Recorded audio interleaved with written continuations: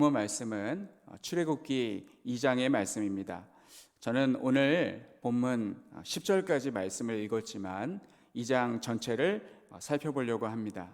오늘 본문은 단 25절로 기록되어 있지만 모세의 80년의 인생을 다루고 있습니다. 2장의 말씀을 보시면 80년의 인생을 단 25절로 요약하다 보니 빠른 속도로 말씀이 전개되고 있습니다.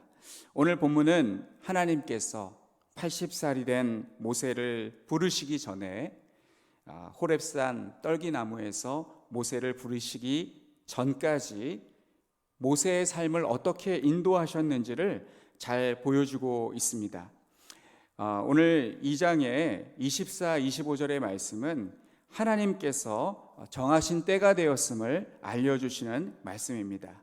이 24절과 25절 말씀을 보면은 우리 성도님들 성경책 집에서 다 펴고 예배를 드리시는 줄로 그렇게 믿습니다. 24, 25절 말씀을 보면 하나님이 그들의 고통 소리를 들으시고 하나님이 아브라함과 이삭과 야곱에게 세운 그의 언약을 기억하사 하나님이 이스라엘 자손을 돌보셨고 하나님이 그들을 기억하셨더라. 이렇게 이 하나님이라는 이 말씀이 4번이나 나오고 있습니다.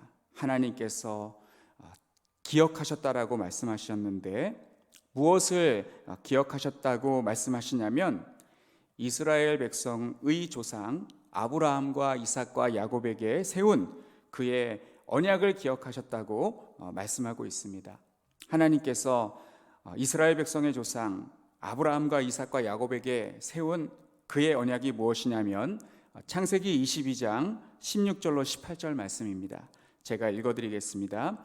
이르시되 여호와께서 이르시기를 내가 나를 가리켜 맹세하노니 내가 이같이 행하여 내 아들 내 독자도 아끼지 아니하였은즉 내가 내게 큰 복을 주고 내 씨가 크게 번성하여 하늘의 별과 같고 바닷가의 모래와 같게 하리니 내 씨가 그 대적의 성문을 차지하리라. 또 내 씨로 말미암아 천하 만민이 복을 받으리니 이는 내가 나의 말을 준행하였음이니라 하셨다 하니라. 아멘. 하나님께서 18절에 창세기 22장 18절에 내 씨로 말미암아 천하 만민이 복을 받을 것이다 라는 언약을 하셨습니다. 하나님은 이 언약을 지키기 위해서 모세를 준비시키십니다. 오늘 저는 하나님께서 모세를 준비시키는 과정을 함께 살펴볼 텐데 이 80세에서부터 태어날 때까지 이것을 역순으로 증거해 보려고 합니다. 먼저 첫 번째 80세부터 40세까지 모세의 인생 스토리입니다. 21절부터 23절까지 기록되어 있는데 모세가 하나님께 부르심을 받기 직전까지 모세는 미디안 제사장 르우엘의 아들 이드로의 딸 십보라와 결혼하여 아들을 낳고 살고 있었습니다. 자신의 생명을 찾던 애굽 왕은 죽었지만 애굽 왕은 대를 이어 이스라엘 자손을 압제하였고 이스라엘 백성들은 고된 노동으로 인하여서 고통스러운 나날을 보내고 있었습니다. 모세는 이 기간 동안 광야에서 목축을 하며 그곳의 지리와 그곳에서 생존하는 법을 익히고 있었습니다. 두 번째는 40세부터 젖되기까지의 모세의 인생 스토리입니다. 10절에서 20절까지 그 말씀이 기록되어 있습니다. 이 11절 말씀을 보면 우리는 오늘 1절부터 10절까지의 말씀만 읽었습니다만 이 11절 말씀을 보면 모세가 장성한 후에라는 말씀이 나옵니다. 모세가 장성했다. 이 장성이라는 말이 도대체 몇 살을 가리키는 것일까? 추측을 아무리 해보아도 그 나이를 알 수가 없는데 사도행전 7장 22절 스데반의 설교를 보면 그 실마리를 찾을 수가 있습니다. 사도행전 7장 23절 나이가 40이 되매 그 형제 이스라엘 자손을 돌볼 생각이 나더니 라고 기록하고 있습니다.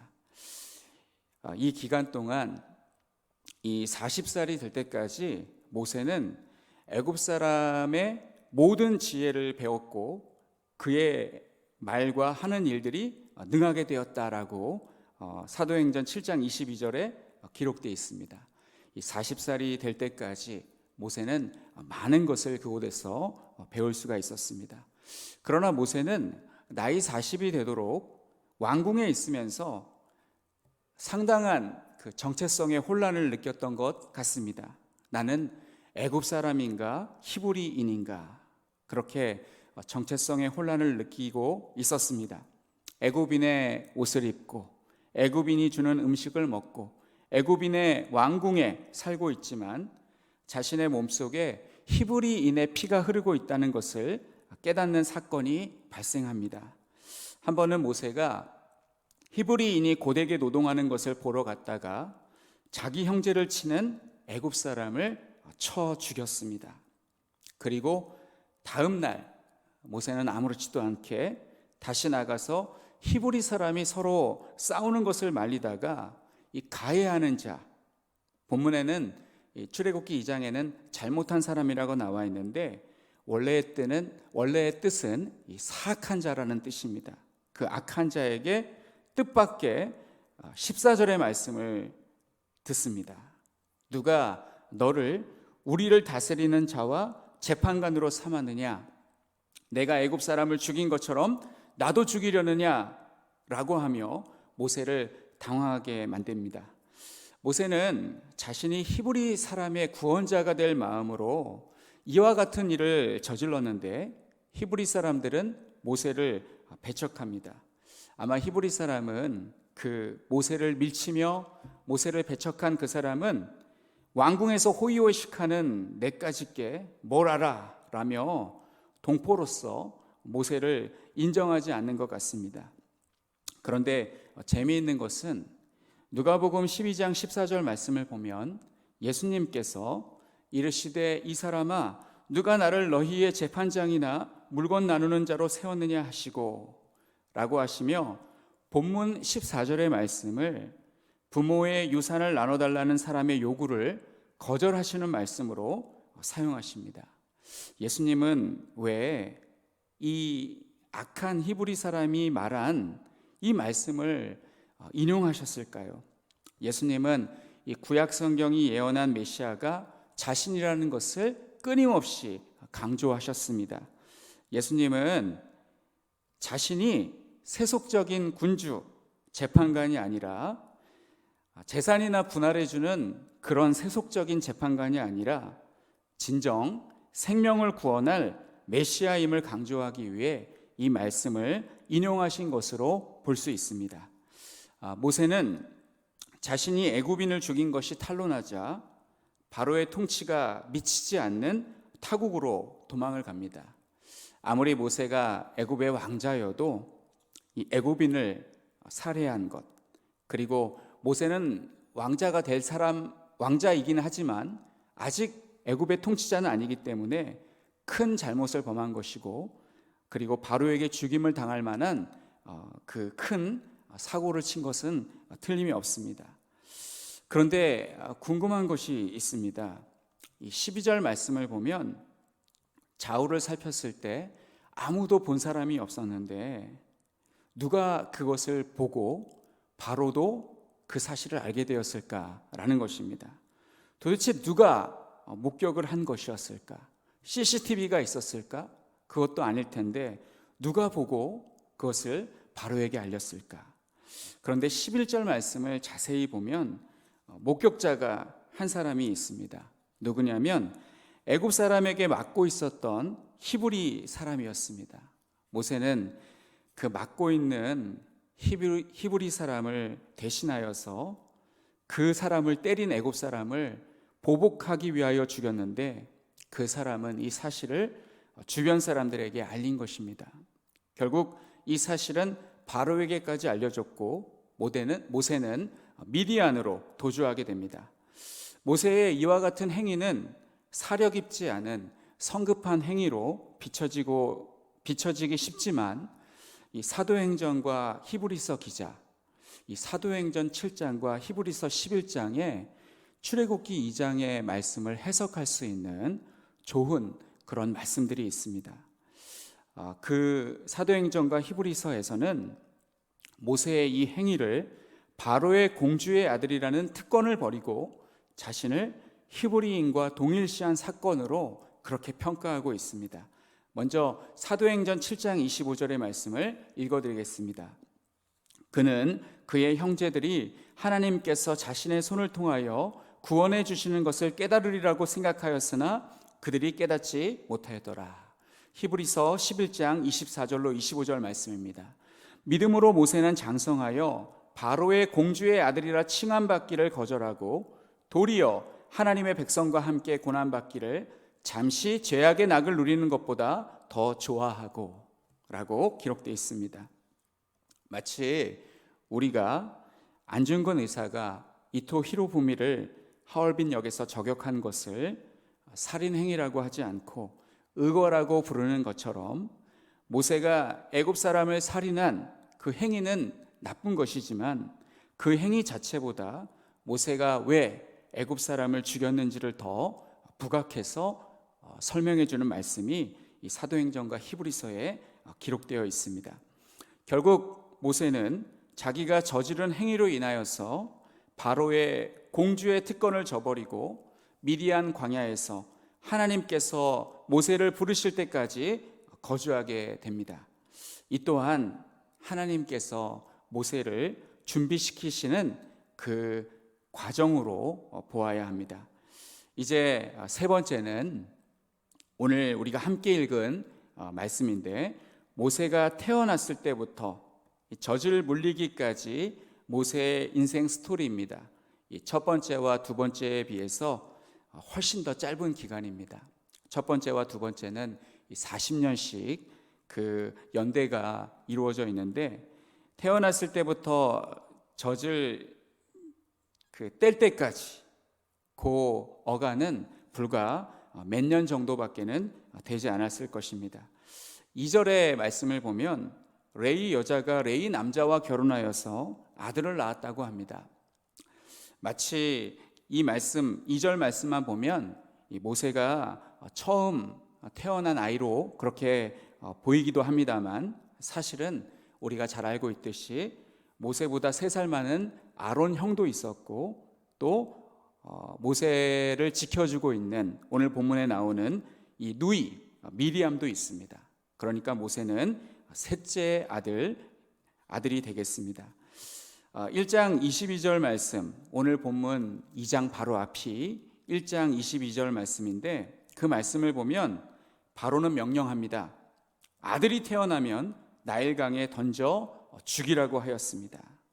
그러나 이 모세의 어머니 요게벳은 이 애굽인뿐만 아니라 이스라엘 백성 모두에게 내린 이 명령, 이 아들이거든 나일강에 던져 죽이라고 한 이 명령을 거역하고 갈대 상자를 만들어서 아이를 나일강과 갈대 사이에 둡니다. 갈대 상자를 만들 때 이 역청과 나무진을 칠하여 상자 안에 물이 들어오지 않게 하고 상자가 물에 침수되지 않도록 공을 들여서 만들었습니다.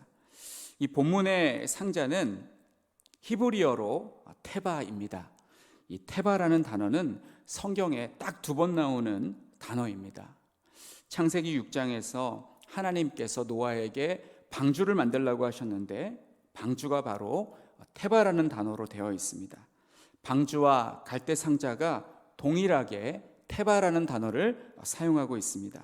즉 모세에게 갈대 상자는 노아의 방주였습니다. 이 갈대와 방주는 같은 단어 이 테바를 쓰고 있는데 공통점이 있습니다. 첫 번째는 이 만들 때 나무 진과 역청으로 안팎을 발랐다라는 것입니다. 이 나무 진과 역청으로 발라서 물샐 틈 없이 만들었다는 것이고, 두 번째는 배가 아니기 때문에 둘 다 방향키가 없었습니다. 이 방향키가 없다는 것은 물이 이끄는 대로 떠다니는 정도로밖에 기능할 수 없는 한계를 가지고 있다는 것입니다. 모세의 어머니는 아기를 담은 갈대 상자를 나일강과 갈대 사이에 위태롭게 두었습니다. 나일강은 우리나라 한강보다 훨씬 큰 강이고 각종 동식물이 서식하는 위험한 강입니다. 그 나일강에는 이 악어들이 살고 있다고 합니다. 그 작은 악어도 아니고 대형 악어들이 살고 있어서 나일강에서 수영하는 것은 생명을 담보로 하는 매우 위험한 행동이라고 합니다. 갈대로 상자를 만들어 갈대 사이에 두었으니 갈대 상자가 이 동물이나 곤충의 보호색 같이 되어 자세히 살펴보지 않으면 눈에 띄지 않았을 것입니다. 그런데 이곳에 이 바로의 공주가 목욕을 하기 위해 나왔습니다. 바로의 공주가 이곳에 목욕을 하기 위해 온 목적은 몸을 깨끗하게 씻기 위한 위생적인 목적일 수도 있고 종교적인 이유일 수도 있습니다. 그러다가 우연히 이 갈대 사이에 상자를 발견합니다. 이 바로의 시녀들이 이 바로의 공주를 지키기 위해서 안전하게 그녀를 보호하기 위해서 따라 나왔을 텐데 그 시녀들이 상자를 발견한 것이 아니라 이 공주가 그 갈대 상자를 발견했습니다. 만약 시녀들이 먼저 갈대 상자를 발견했으면 시녀들은 바로의 명령에 따라 히브리인의 아기를 익사시켰을 수도 있었겠지만 공주는 아기를 보고 불쌍히 여깁니다. 그리고 그 공주에게는 그 아기를 살려줄 수 있는 권한이 있었습니다. 여기서 이 불쌍히 여기다라는 말씀은 매우 중요한 의미를 가지고 있습니다. 이 바로의 공주가 그 갈대 상자를 열어보고 한 아기가 있는 것을 보고 불쌍히 여겼다. 이 불쌍히 여긴다라는 것, 이것은 쉬운 일이 아닙니다. 아버지가 죽이라고 한 히브리인의 아기를 보고 불쌍히 여긴다는 것, 같은 애굽인도 아니고 포로인, 나라의 위협적인 존재가 될 수 있는 이스라엘 백성의 아기를 보고 불쌍히 여긴다라는 것, 이것은 쉬운 일이 아닙니다. 2장 이후에 출애굽기의 말씀을 보면 하나님께서 바로의 마음을 완악하게 하신다라는 말씀이 나옵니다. 그런데 6절에서는 하나님께서는 바로의 공주의 마음을 불쌍히 여기도록 하십니다. 하나님은 이 사람의 마음까지도 주장하시는 분입니다. 하나님께서 역사하시면 사람이 완악하게 되기도 하고 또 사람이 불쌍히 여기는 마음, 긍휼히 여기는 마음을 갖게 되기도 합니다. 그래서 우리는 나로 인해 누군가가 서운하게 되거나 그 사람이 마음의 상처를 입었다면 그 사람의 마음을 치료해 달라고 하나님께 기도할 수 있습니다. 그러면 하나님께서 그 사람의 심령을 어루만져 주셔서 봄는 녹듯이 다 녹게 해 주실 줄로 믿습니다. 그리고 때마침 모세의 누이가 바로의 딸에게 나타납니다. 그러면서 그 아이를 키우려면 유모가 필요하지 않겠냐고 하며 유모를 소개시켜 주겠다고 합니다. 그리고 바로의 딸은 아기를 키우려면 유모가 필요하기에 승낙을 합니다. 그리고 그래서 이 모세의 어머니는 공주의 보호 아래에 아기를 데려다가 싹쓸 받으면서 키우게 됩니다.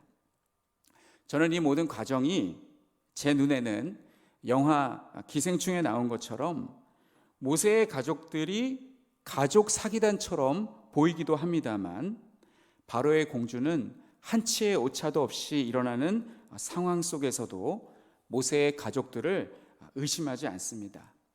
이 갈대 상자의 아기, 갑자기 나타난 소녀가 데려온 유모, 그리고 유모는 아기를 갓 낳았기 때문에 유모의 몸 상태는 당장 수유를 해야 될 상태였을 텐데 그 모든 모습들을 보면서도 의심하지 않고 이 모든 상황을 받아들이는 바로의 공주의 모습을 볼 때 하나님께서 이 바로의 공주의 마음과 생각을 주장하고 있음을 보여주고 있습니다. 그리고 이 바로의 공주는 이 히브리인의 아기 이름을 모세라고 지어줍니다. 그 이름의 뜻은 이 나나주에 나와 있듯이 건져냄입니다.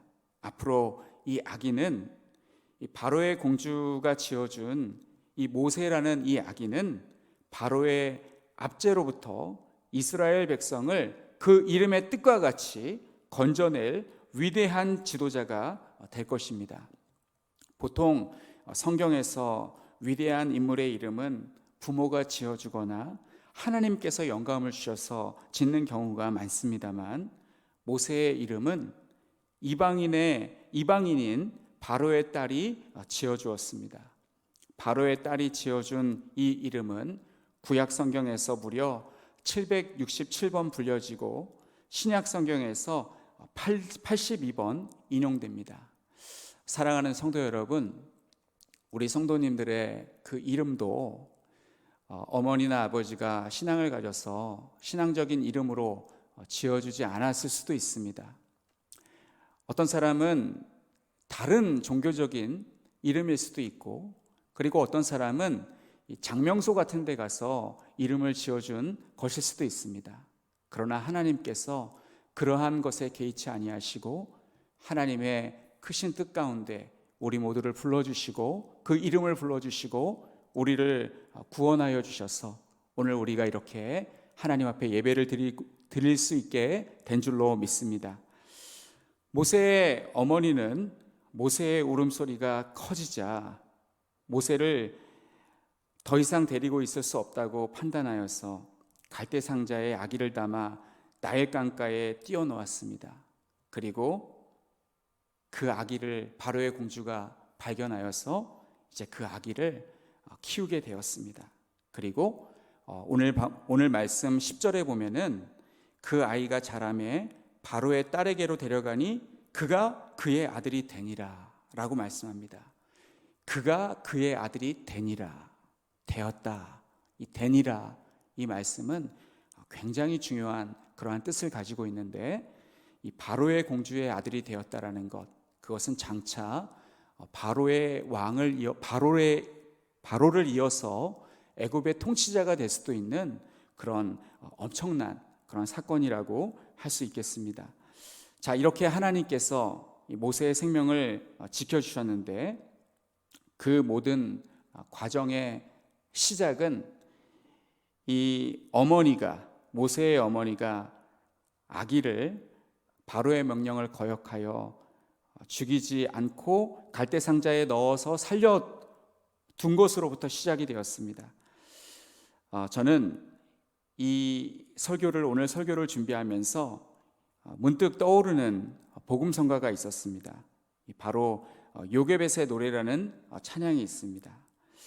이 찬양은 오늘날 젊은 사람들이 부르는 찬양이라서 우리 어르신들에게는 좀 생소할 수 있겠지만 가사가 너무 좋고 또 오늘 본문과 잘 어울리는 것 같아서 제가 한번 읽어드리겠습니다.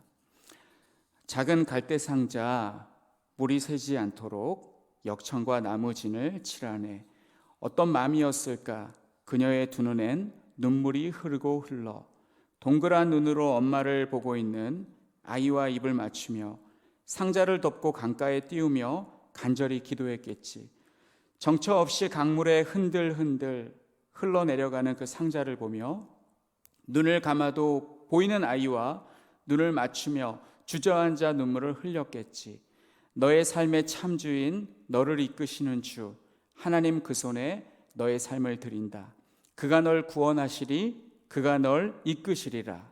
사용하시리, 그가 너를 인도하시리. 너의 삶의 참주인 너를 이끄시는 주 하나님, 그 손에 너의 삶을 맡긴다. 오늘 우리는 이 모세의 어머니 이 요게벳, 그녀가 용기를 내어서 바로에게 저항하여서 바로의 뜻에, 바로의 말에 순종하지 않고 생명을 걸고 모세를 살린 결과 하나님께서 그를 통하여 엄청난 일을 이루시는 것을 이제 앞으로 보게 될 것입니다.